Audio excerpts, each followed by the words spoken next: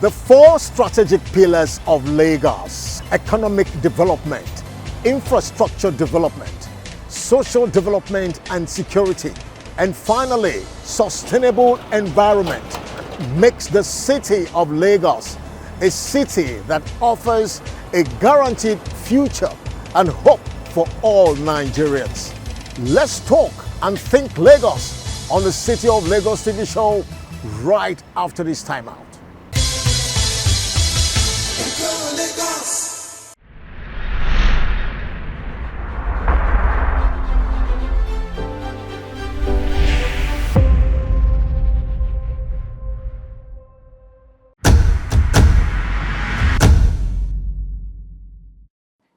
You're welcome to Lagos Agencies in Focus on the City of Lagos TV show on TV Nigeria. This is one platform that affords us the opportunity to make an intentional effort to confirm and affirm the level of progress made so far when it has to do with strategic agencies in Lagos.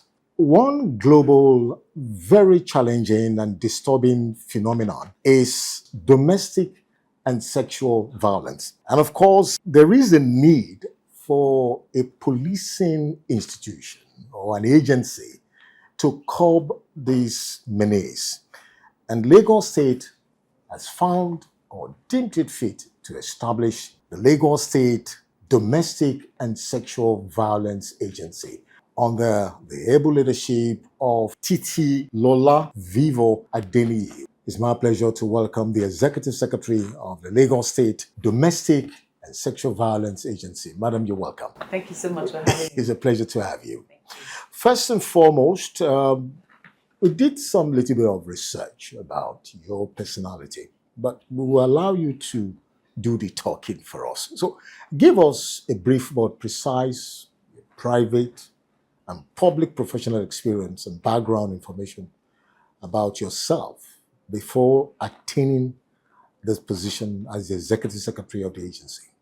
Okay, so I'm a legal practitioner.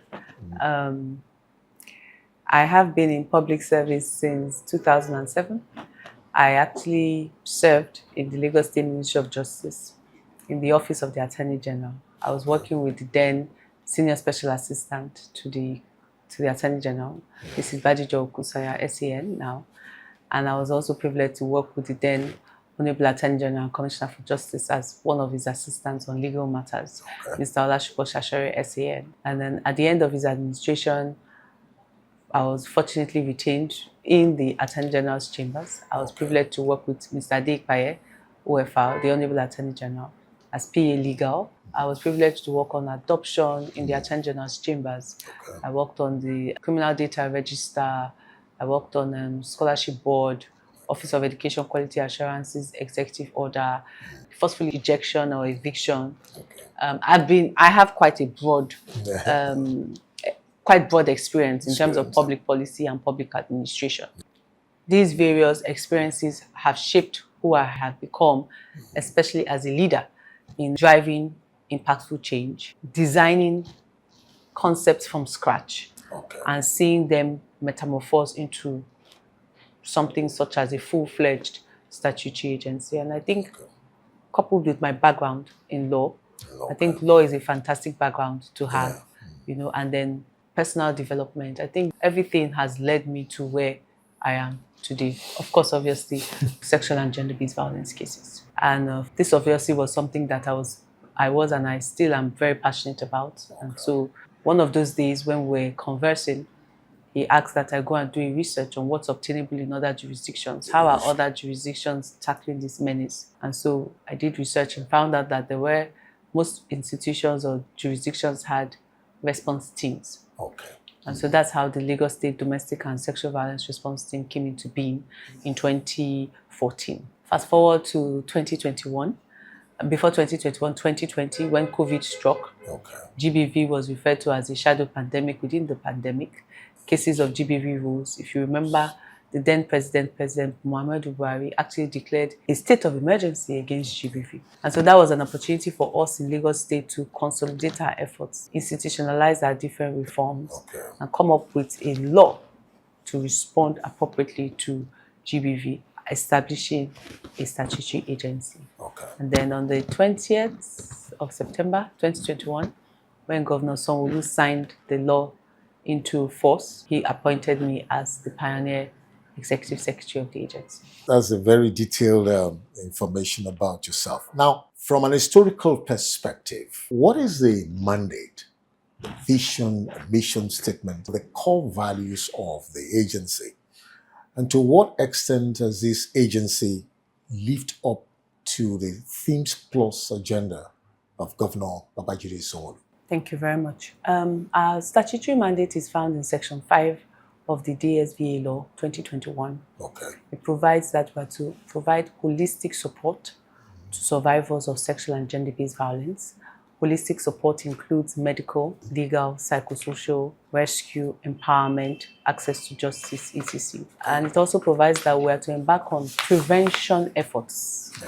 It's not enough for us to respond as an agency or as a government or as a state.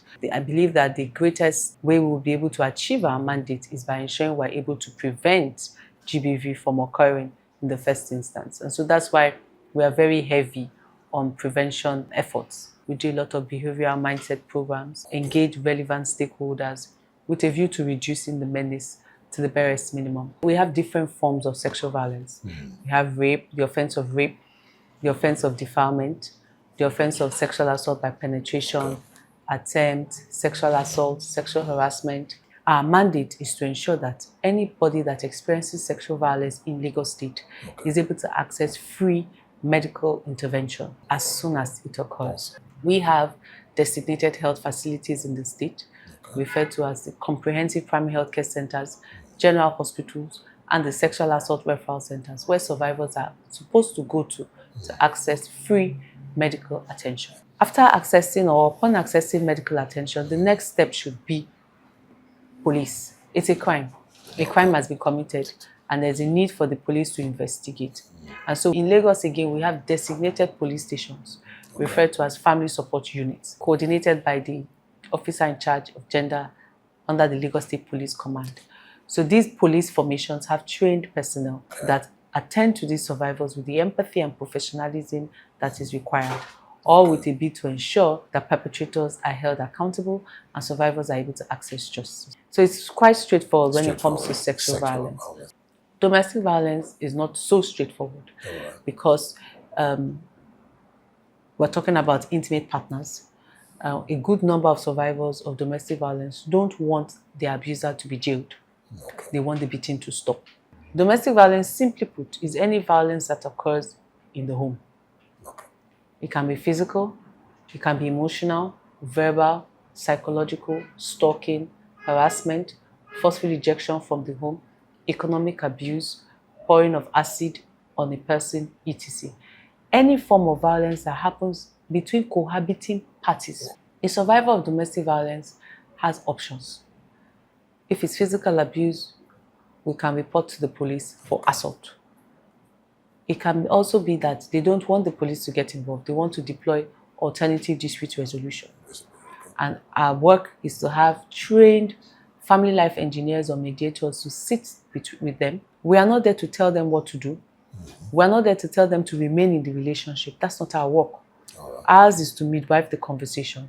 But in an instance where we see that death is imminent, as government, we have a duty to step in and ensure that the needful is done. The needful may be prosecution or obtaining a restraining order against the abuser to prevent further occurrence. Then we also have instances where there are children involved. Perhaps the parties say they want to be separated. The issue of welfare, maintenance, access comes in.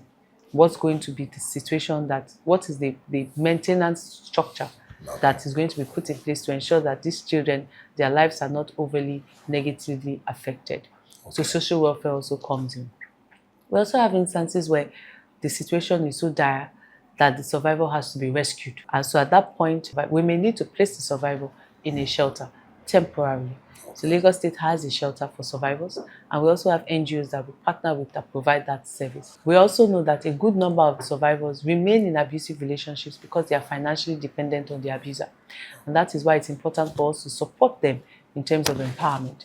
Now, the state has various empowerment mechanisms, empowerment initiatives run by Ministry of Women Affairs and Poverty Alleviation, Lagos State Employment Trust Fund, Ministry of Wealth Creation, Office of Civic Engagement. So we try to ensure that these survivors are able to access that support. At DSVA, we have a fund for high-risk survivors that they are able to access for relocation, accommodation, businesses. So the idea really is to ensure that survivors, once they break the culture of silence, they are exposed to the different options that exist that they can take advantage of, and they are supported end to end.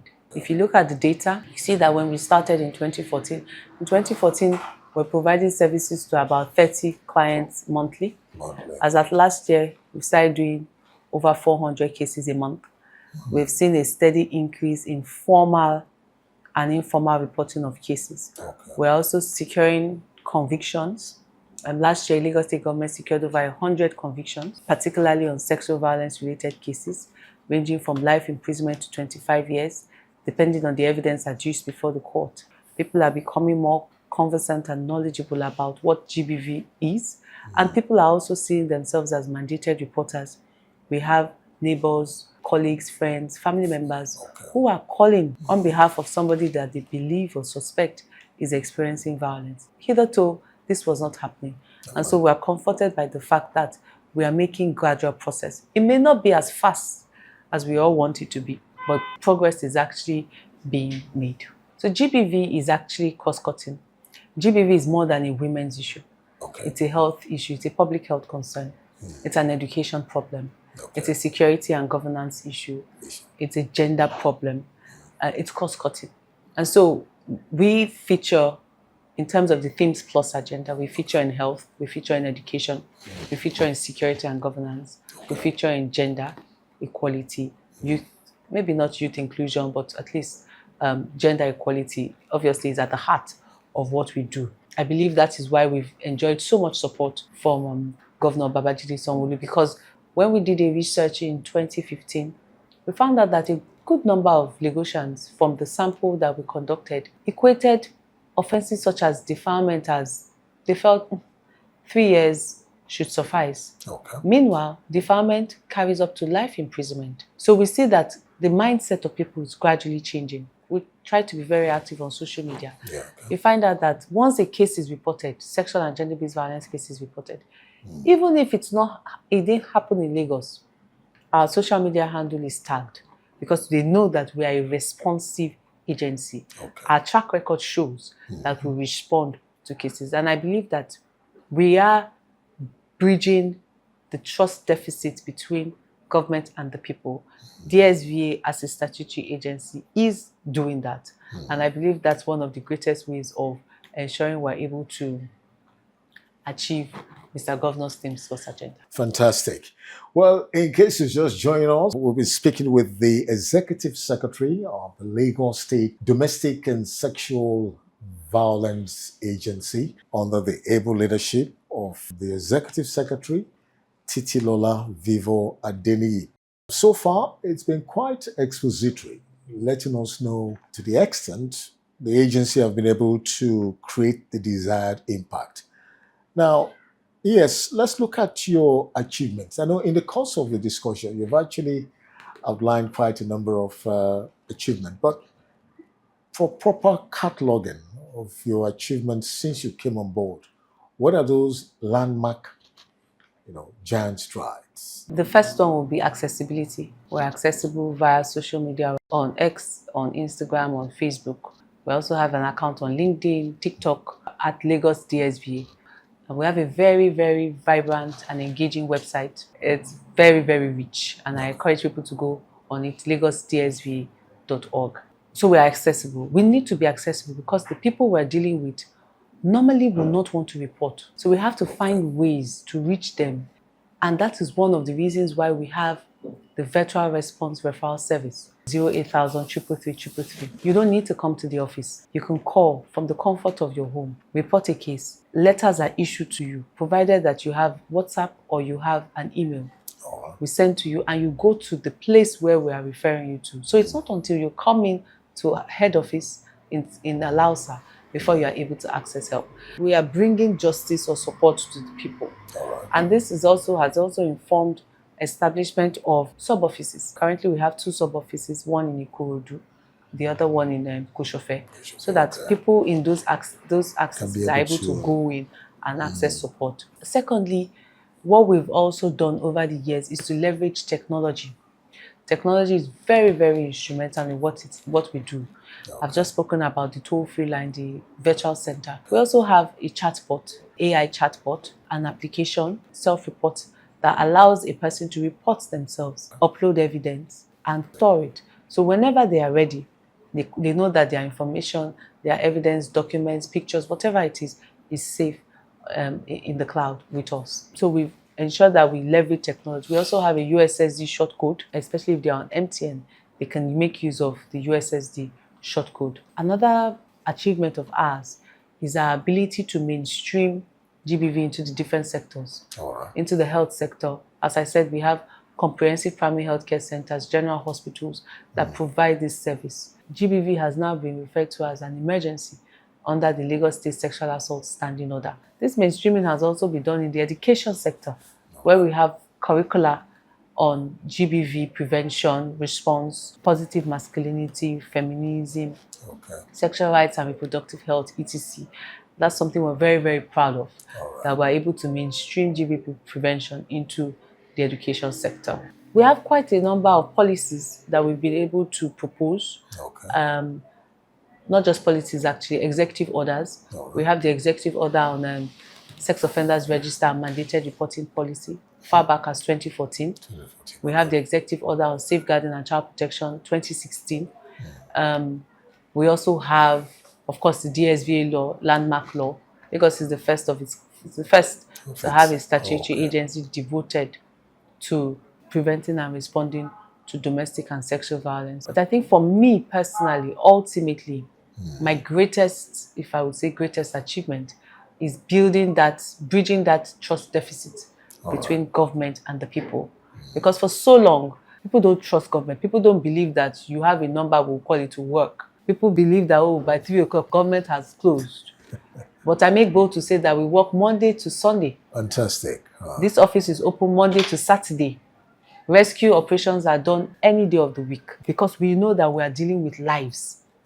We don't determine when these cases occur. Hence, the need to have that virtual response service so that irrespective of when it occurs, they know that government is there and government is able to rise to the occasion. Very interesting. Let's look at your strategic partners. We know you have collaborators, partners, stakeholders.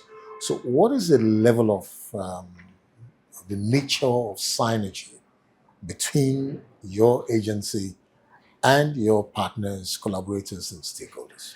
GBV requires a multidisciplinary approach. Because it is multifaceted. So there's no one agency that can provide all the services that survivors require. And I think that one of our advantages is the fact that we started off as a response team. So that really helped us. So on the response team, we had top-level representatives of the various MDAs and other stakeholders.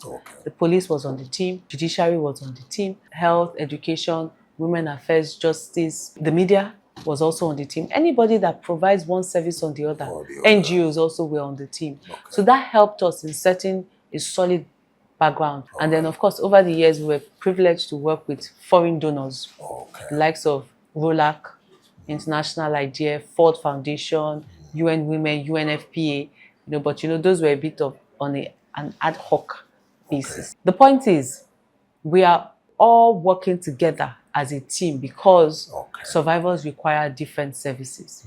So we must continue to strengthen our relationship. So it's a very robust. It is a robust ecosystem. Because these different MDAs and institutions play one role or the other, in ensuring that survivors are able to access holistic support and perpetrators are held accountable. Very key is your monitoring mechanism approach. Can you let us know what's the approach you've adopted and what's the progress made so far? All right. So on average now, we attend to about 350 to 400 cases a month. About 60% of our cases are actually domestic violence. So we'll say about 80% are diverted to authentic dispute resolution.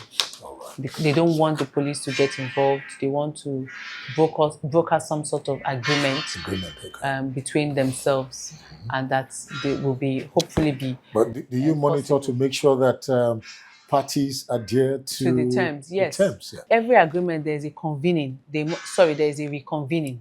Okay. So sometimes we put them on 3 months, we put them on 6 months, depending on the case. And then we also have a follow-up department whose duty is to engage regularly with our clients, our survivors. It is a work in progress, I must be honest. And we just basically always inform the clients that irrespective of what decision you take, let the office be aware so that we're all on the same page. So, madam, despite the huge successes recorded by the agency, there are definitely inherent challenges. And so, how have you been able to address your challenges, turning your challenges to strength? It's a gradual process, I must be honest. Okay. We're dealing with human beings. Definitely. Human beings are quite interesting. And we're also dealing with mindsets. I think that's one of the greatest challenges that we have. At the moment, there's a divide in the society. There's a group of people that believe survivors, encourages survivors to speak up. There's another group that blames survivors, vilifies them. If you see a post on social media, I like to look at comments because it helps me know the work that still remains. Okay. Because somebody has posted something that, this girl or this woman was raped. So you look at the perspectives. And you look at the perspectives. You see, why did she go there? Oh, but he sent her money a day before. What was she expecting? Is it Father Christmas? You know the way our economy is. Yeah. And sometimes it may come across as banter. But I truly believe that is what that person is thinking. And that is the level of his or her knowledge about the issue that we're dealing with. They need to come to the point where they realize that there is never an excuse for rape. And rape can never be the fault of the survivor. All of us as a society must come together to ensure that that perpetrator is brought to book. Okay. Of course, we also have institutional challenges. The system is not perfect. I don't think there's any system that can boast of perfection. Definitely. We're all a work in progress. So, we are as strong as our weakest link. Hence, the need to continue trainings, building everybody on, what's the current best practice, what are your challenges, how can we support, each other? Because, again, we're only as good or as strong as our weakest link. I won't say funding. Funding is a global problem. I won't say funding is a challenge. And we also have challenges with the clients that we are serving. Sometimes we reach out, maybe a neighbor has called, I just settled a fight, or I just heard this person screaming. Give us a number, which they share the number, we call, and the person says, no, I don't have any problem in my marriage. How do you want to provide services to somebody that is saying they don't need your services? So that comes up sometimes, but we find a way. We say, okay, that's fine. We're not saying we want to jail your husband. Just know that there's this number. You can call. Whenever you need someone to speak with, you can call that number. And sometimes they come around. Okay. Sometimes they say, when we called, the husband was next to them. Of course, they can't talk. But these are some of the challenges. But over the years, we found a way, and we continue to find ways to work around those challenges. Let's look at enlightenment and advocacy campaign. What have you been able to do in this area to drive it? We believe in prevention. Okay. We strongly believe. We may not be able to prevent it completely, but we can reduce the chances of it happening. And we look at jurisdictions such as the Scandinavian countries, the likes of Finland. We see that they've been very deliberate in embarking on institutionalized preventive efforts. Okay. So what they've done, they start from the cradle, how they engage young, finished children on gender equality, respect for the other gender. So these values are inculcated in them as young as 3, 4, right? And that complements what the family structure is supposed to do. You know, the family is the foundation. The government is now building on the foundation that the family has set. So what we've done in Lagos is to do a grouping of our different stakeholders: children, teenagers, the youth, community leaders, traditional rulers, religious institutions, the various institutions that respond in terms of police, other sectors. And we've come up with programs, policies for each of those sectors. I'll give an example. For children, we have a lot that we do with children. We've developed a booklet for children in form of a comic, an age-appropriate manner. And every other month, we are in schools, engaging children on their rights, engaging them on child abuse, engaging them on steps, because children have a role to play in their protection.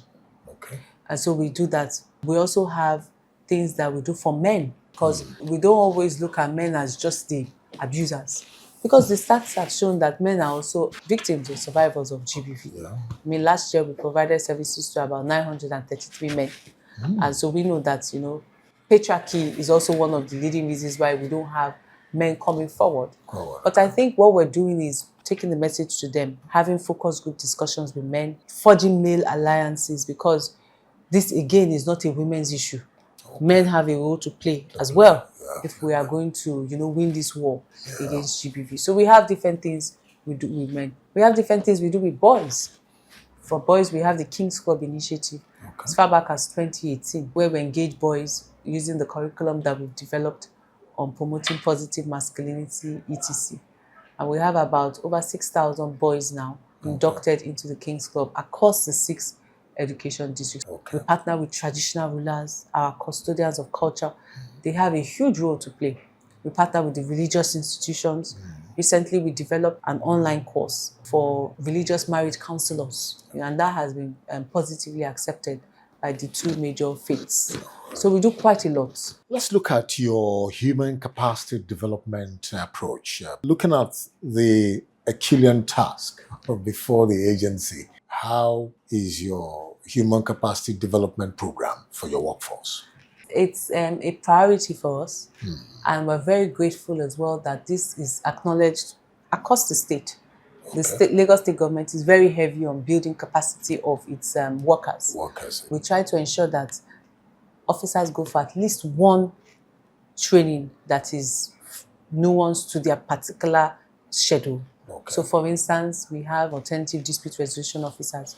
So they go for trainings on best practices, mediation, alternative dispute resolution. Same as the psychologists, the lawyers in the agency, they must attend MBA because it's part of continuing legal education.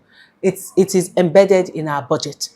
And we're very grateful for the support that we've been enjoying from both the governor, the deputy governor, and even Ministry of Economic Planning and Budget for facilitating this process, ensuring that our staff are well abreast of best practices and emerging trends in this space through continuous trainings and support. How would you describe Governor Sanwo-Olu's support? Your team, your office, describing the governor's support to the agency. I mean, it's Governor Sanwo-Olu that turned us into an agency, so I don't think it gets better than that. So I always say when I'm invited to attend programs outside Lagos and I see my counterparts in other states, they ask, "Oh, Lagos for sure. What's your secret?" I always say it's political will. You know, to address GBV, you need political will. And political will coming from that echelon, from that level, you can't buy it. It's compelling and it's so necessary. And so that is one thing amongst the several things we've enjoyed from both Governor Sanwo-Olu's administration and Governor Sanwo-Olu himself, is the demonstration of political will. He led a walk against GBV. I don't know how many governors in Nigeria have led walks against sexual and gender. That's literally demonstrating his commitment. It's clear for all to see. There is no ambiguity. This is what he stands for as a governor, as a man, as a person, standing against all forms of sexual and gender-based violence. And when the opportunity came to institutionalize our reforms, he rose up to that occasion by giving assent to the law. He's very heavy on prevention. He rises to that occasion. So I believe that we're very fortunate to have, I am particularly fortunate to be working in his administration. Mr. Governor Babajide Sanwo-Olu, we appreciate you. We love you. We thank you for the support, and we will continue to make you proud. It's been a pleasure speaking with you, and we want to wish you all the best. Thank you. But on a final note, your final word of assurance, encouragement to members of your team, stakeholders, partners, and to Lagosians in general. To my team, I have the best team. I do. I know we because of our work is very fast-paced. We're literally like a pressure cooker, So sometimes emotions rise, but my team is amazing. I have professionals that are determined, focused, driven, passionate about ensuring that, once a survivor walks through our doors or calls us, we rise to the occasion. We don't have control over what has happened in the past. Very proactive. But from once the person reports, we take charge. And I want to give a major shout out to the engine room I'm the face, I'm the head, but I have an army very solid of generals, by my side and behind me. So shout out to my team and just encourage them to continue to do more. Lagos appreciates them. Yeah. Truly, Lagos state government, Lagos as a people, we appreciate each and every one of them. To our stakeholders, we can't do this without you. We are dependent on each other, and we will continue to build and strengthen our relationship with our various stakeholders. And if there's a survivor that is watching, you're experiencing violence or you have experienced violence, we want you to know that it's not your fault. You are not to blame. We encourage you to please speak up and speak out. You can reach out to us on our toll-free line, 08000 333 333. You can also send us a message via social media at Lagos DSVA. You can walk into our office in Novel House, Central Business District. The most important thing is we want you to know that you have options and we are here for you. We believe you. You are not alone. And if there's any perpetrator that is watching, we want you to know that Lagos State Government has declared zero tolerance against all forms of sexual and gender-based violence. If you do the crime, you will do the time. Titilola Vivo Adeni, thank you very much for speaking with us. Thank you for having me. The Executive Secretary of the Lagos State Domestic and Sexual Violence Agency has been quite well informed, well detailed, giving us statistical data, efforts, initiative, challenges of this agency to create a better environment, a safe and secure environment, both for victims and the survivors. So don't fail to call on the agency when the need arises. As the usual saying, when you see something, Say something. you say something. Thank you very much, Madam, for coming. And that's it on the Lagos Agencies in Focus on the City of Lagos TV show on TV Nigeria. Thanks for watching.